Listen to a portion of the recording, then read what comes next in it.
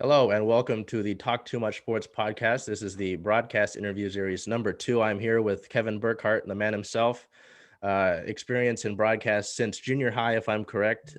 Former member of Sportsnet New York, former Dallas Cowboys play-by-play, NFL on Fox broadcaster, as you and I just kind of mentioned, as well as work with MLB on Fox and Fox College Hoops.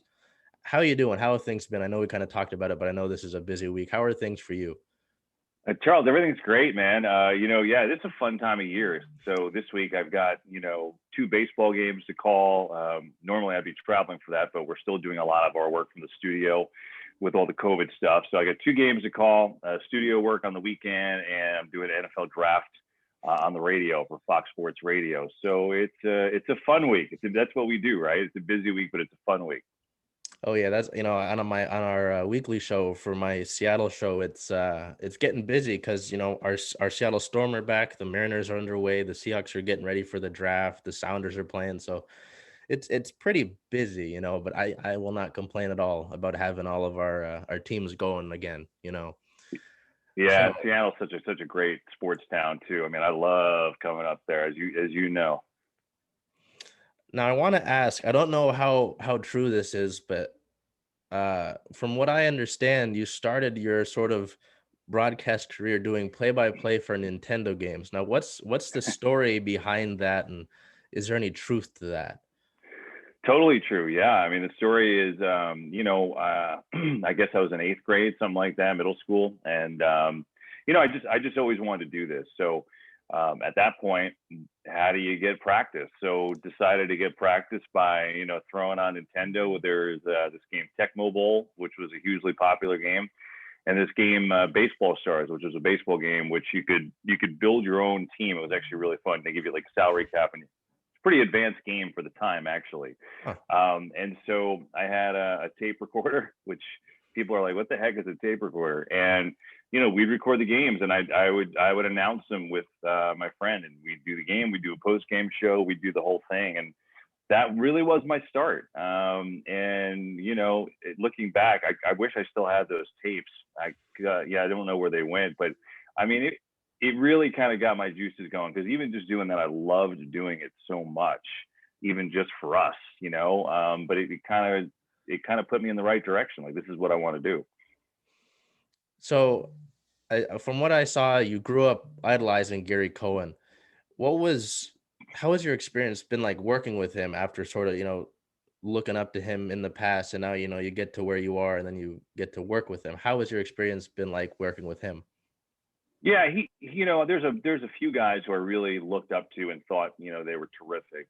And Gary, the voice of the Mets for years, first on radio and then on TV. And yeah, he was one of them. I just thought he was so good. And so when I got to work with him, it was really special, because he was just such a great guy. We became really good friends, and he helped me a lot. I bounced things off him. He wasn't afraid to tell me good or bad critiques, and just he was such a good person to be around and learn from. Just watching how he did things, listening to his style, seeing his preparation.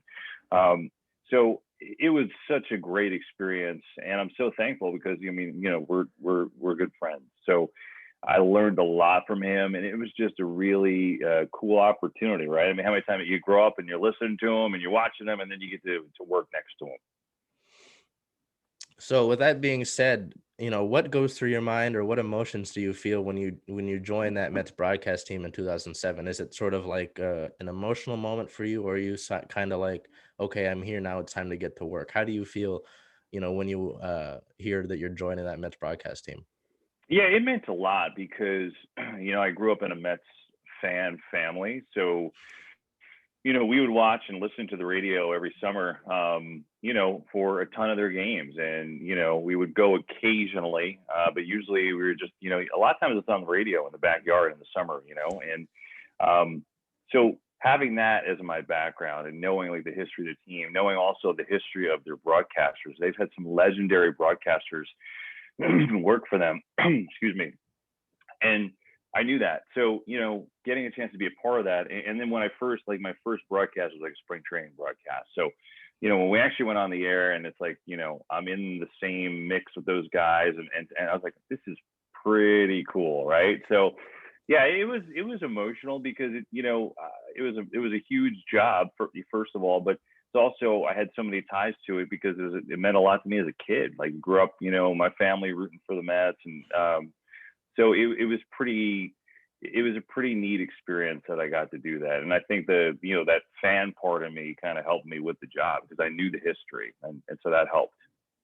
That's always something that intrigues me, because hearing about certain guys being, obviously everybody comes from somewhere, and they probably grow up, rooting for a certain team. But it's interesting because, in some spots you have to be neutral. So it's interesting to see that, where these guys come from and how their views might be impacted. Now, this question is something I've been wondering since, like I mentioned to you before we started this. I remember watching that Seahawks Saints game on the road to the Super Bowl, and having your crew is pretty good. I have to admit there are some guys that not a fan of, and I mean I know that's their job, but um, could you tell at all that John Lynch was going to leave the broadcast booth to return to football? Was there any sort of inkling that you might have had, or did it catch you off guard?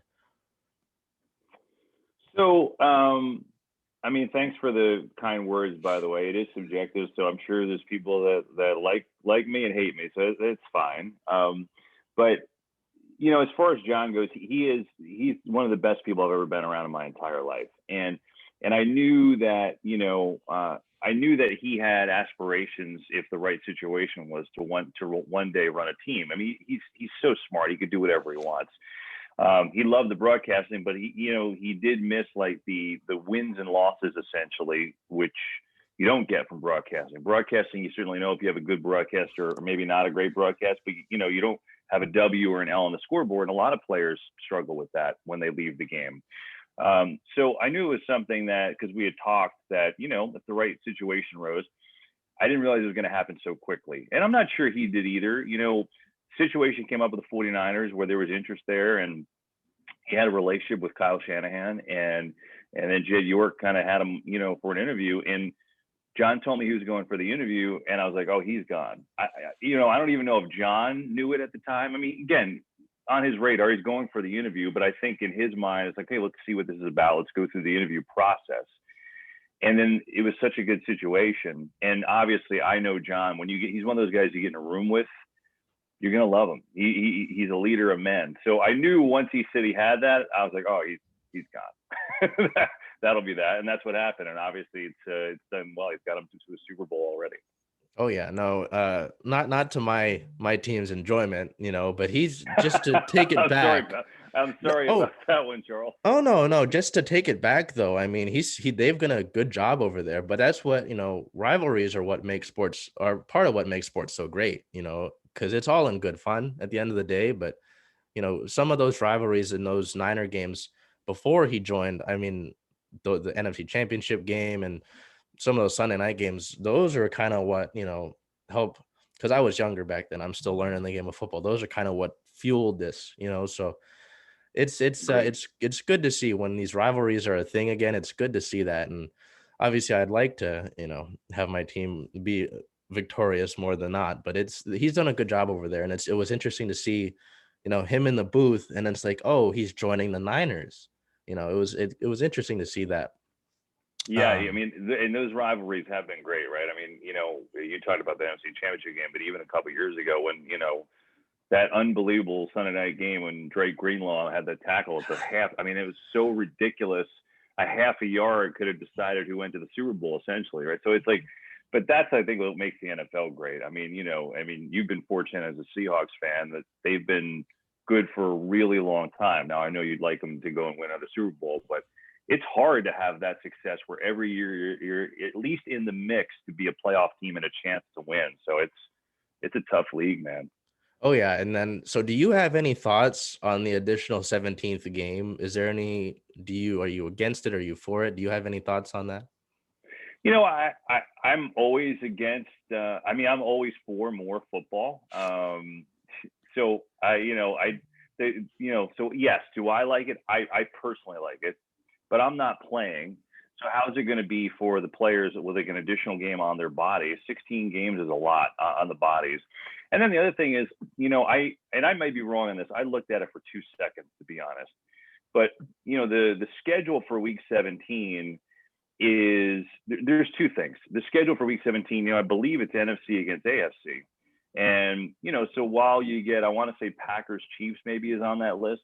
Yep. You're going to get some games that are like not particularly exciting, and then the problem is, even let's say for Packers Chiefs, theoretically that could be one of the games of the year. But you also could get a situation where they're both wrapped up the division and the number one seed and they're resting guys. So do I like it? I like the additional game. I wonder, though, if after this year, if the schedule will have to be, I don't know, redone or rethought of. I guess we'll see. No, that definitely makes sense because, like you said, I have no problem with more football, like games going in overtime. I have no issue with that. But it's like, no team really goes through a season 100% healthy, and even if even any level close to that is pure luck sometimes. Even obviously last season where there's so many guys who just went down for the season. So it'll be interesting to see how that plays out, like you said, because I know that we're playing the Steelers, and then I saw that Packers Chiefs game. But like you said, it could be a game where we don't see a Mahomes or Rodgers in that game. So it's going to be interesting to see how it plays out and what it means for the league going forward. Right. I mean, Seattle, Pittsburgh theoretically is a really cool game if the teams are playing for something. And I just wonder going forward, and this might be the case. I haven't asked anybody, but I wonder going forward, Charles, if that Week 17, would be a rivalry week. If it's Seattle Rams instead of Seattle Pittsburgh. And you still may have a situation where you're resting guys, but that could be a heck of an important game. And you know what I mean? So I wonder if they might get to that point. It's only the first year, but that would be my question about it. No, I think that makes a good point because, Seahawks Steelers, that's great. But, what implications would that have for the division or seeding necessarily outside of just normal record? So, yeah, throwing in a rivalry game would definitely make it interesting. So definitely something to keep an eye on. This one's I'm curious about. Do you have any preference between working football games or baseball games, or is it all you're just grateful to be there? Is there any preference that you have between those two? Well, I mean, I am thankful to be there. That's for certainly true. I really, truly like doing both, and I like the diversity of it. I'm fortunate that I work on the studio. I mean, I do play-by-play too, but I'm studio for the baseball for the postseason, and it's such a different dynamic than doing the NFL play-by-play, and I like the variety. So if I had to pick one thing only, it would be the NFL. To me, those Sundays are just special, and there's nothing quite like it. But I love everything I do. I love the versatility of it. I love that it's so different and unique. And I know that may sound politically correct, but it's really true. And so I enjoy being parts of different things and getting to experience different sports and all that things. So and if you said, hey, you got to pick one or else, I'd say Sundays are pretty special, but I really do. And I know I'm fortunate to be a part of all those different things. Now, it's good that you mentioned that, and it's key that you mentioned versatility. I wanted to ask, what would you say has helped you in your ability to be versatile, to be able to, work with multiple sports from baseball and football and even these college hoops? What would you say has helped you in your ability to do that? That's a really good question. I mean, I think that, earlier in my career, plenty of people said you got to focus on one. You got to find something to be great at, right? I guess the thought process is, well, find something to be great at, because if you do all these different things, you're only going to be good at all those things and not be great at anything. But I just never agreed with that. And, I always liked doing different things, and I prided myself on being able to handle different things, because I thought that first of all, I liked it. Second of all, I thought that at some point, some employer would value that versatility. And I think I'm lucky that Fox does, right? Doing the things that I do there. So, I think what helps is having an open mind and trying to work at everything, especially the things that you're not particularly great at. I think that's the biggest thing, is being able to take coaching and getting critiques. And, Charles, in this business, it's like people will pat you on the back. You're doing a great job. You're doing a great job. And then the next thing, your contract isn't renewed. And you're like, well, wait a second. Like, I thought I was doing a great job. So listen and even ask for critiques. Like, what can I do better? What do you think? And try and improve in those areas. I think those are so key for all of us. Like, I always want to be coached. I don't take offense. Like we talked earlier, hey, you like the crew, some of the crews you don't like. That's everybody's got their opinion on broadcasters, right? So that's just normal. But I think the difference between having that opinion, your likes and dislikes, as opposed to what you can do definitively to be better or have a better broadcast or be a better broadcaster, I think those are important. Like, I want to be coached, so I think it's all that: the desire to work hard, desire to be great, desire to understand that, to want to get better. But I really love having the ability to do different things. To me, that gives me joy. It was certainly cool to see, because I know I've seen you obviously in NFL on Fox, but then MLB also, but then college hoops. I said, that's interesting. I had known about that, so it was pretty cool to see. And it is just interesting to always be able to take coaching, because you're not going to necessarily learn these things if someone else doesn't tell you. You can't take everything from your own thoughts. So that was something that I was I curious think about. sometimes when people give you an opinion on something, you think like they're attacking you, but it's like, well, maybe there's something to what they're saying, right? Like, maybe you can learn and get better from it. Oh yeah, no, it's some, even you can apply that to so many things. Just being able to take coaching, I've always, in life, there's always going to be chances to learn, and I just got to keep learning. So, is there anything that you want to leave people with? Obviously, we've got the draft coming up, and we're right in the swing of baseball. Is there anything that you want to leave it with? Well, I want to know what you want to do. I want to know what your goals are. Long term, or just goals in general, or?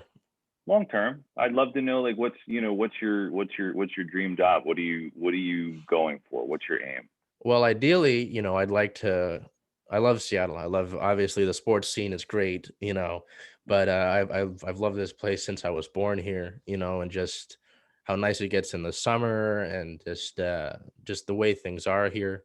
Um, so I'd like to stay on the Seattle sports scene and work here, but obviously we're not on the Circling Seattle Sports podcast. We're on a different one, because I was speaking with some NWSL players and some WNBA players, and for our storm here in our OL Reign, and I decided, hey, what if you made something else where you can talk to more people, not just in the Seattle area, because I wanted to continue to amplify these voices of uh, women's sports. Sorry, because so much of this is people don't necessarily know their stories.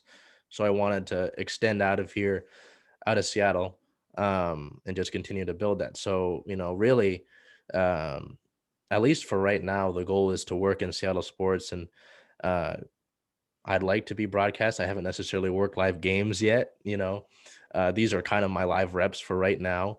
But I at the end of the day, working in sports is the goal. Once I realized I wasn't going to work to be pro, that's kind of where things led. Once I saw that I wasn't exactly the best blocker at wide receiver, I was like, okay, maybe you can go and talk about it some more. But if that makes any sense, that's what I'm kind of aiming for, is working in sports. And I'd like to stay in the Seattle area. I know that so much. I spoke with Abby Chin last week, and she's the Celtic sideline reporter, and she bounced from Alabama to doing the Blazers in Pac-12, and now she's with the Celtics. So it's interesting to see how people in this industry kind of bounce around. So at the end of the day, I'm just going to continue to work and try to be better and see where that takes me. I think it's a great way to be. I think it's a great way to be. And just, I mean, listen, having like having a goal and having a dream is a great thing, right? Like, always go for it, and same time, always keep an open mind and work hard, because everybody's path is so different. Everybody's journey is so different. And you just never know how it's going to get you there. So I truly love what you had to say. I think that's great.